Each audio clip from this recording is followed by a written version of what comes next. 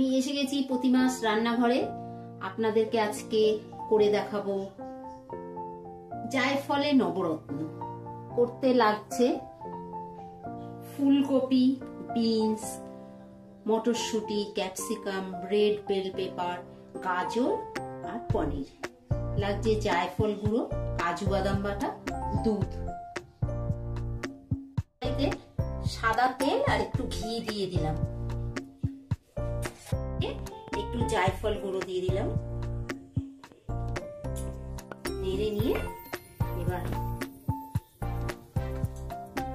গাজর গুলো দিয়ে দিলাম।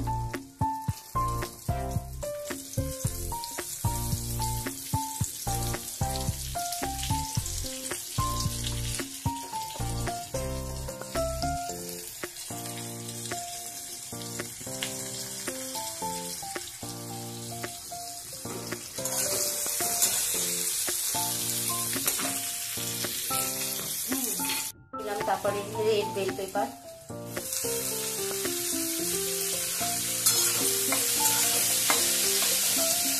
ক্যাপসিকাম,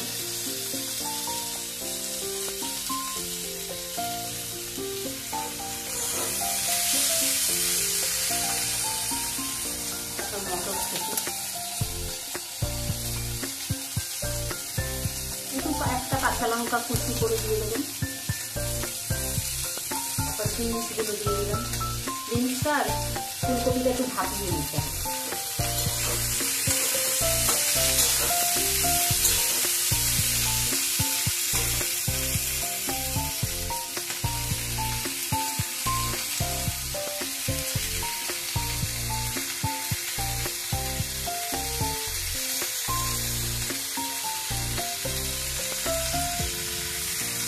এটা খুব ভালো করে নাড়াচাড়া করে নিতে হবে। দিয়ে দিলাম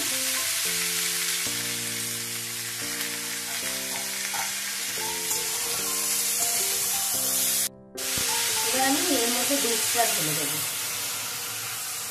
দুধটা ঢেলে দিয়ে একটু ঢাকা দিয়ে রেখে দেবো।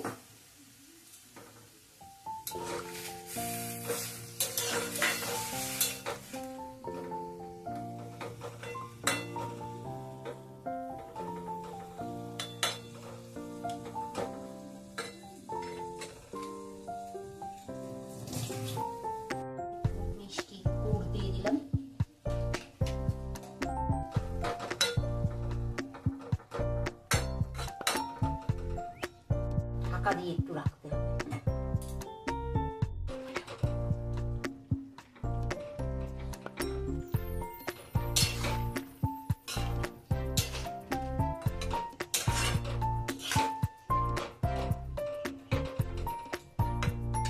এর মধ্যে কাজু বাদাম বাটাটা দিয়ে দিন।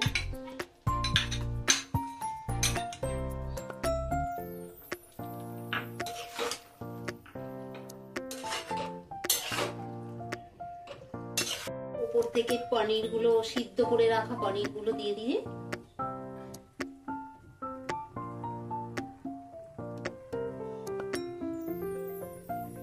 পনির গুলো দিয়ে দেওয়ার পরে একটু নেড়ে চেড়ে শুকিয়ে উপর থেকে ঘি আর জায়ফল গুঁড়ো দিয়ে একটা ছোপ দিতে হবে।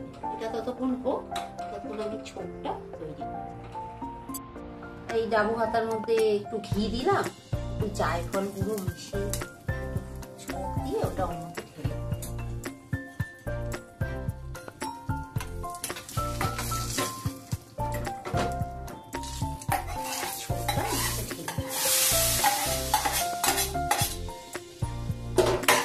ঢেলে দিয়ে একটু ঢাকা দিয়ে রেখে দিলে তৈরি জায়ফলের নবরত্ন। রেখে দিয়ে নামিয়ে নিলে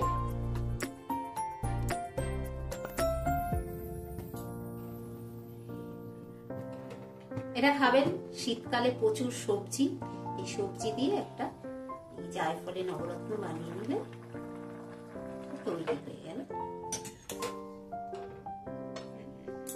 কি হয়ে গেল? জায়ফলের নবরত্ন। বেশ সুস্বাদু, খেতে খুব ভালো লাগবে, সবাই খেতে পারবে, রোগীরাও খেতে পারবে, বাচ্চারাও খেতে পারবে, বড়রাও খেতে পারবে। ভিডিওটি যদি পছন্দ হয় লাইক সাবস্ক্রাইব করে শেয়ার করবেন।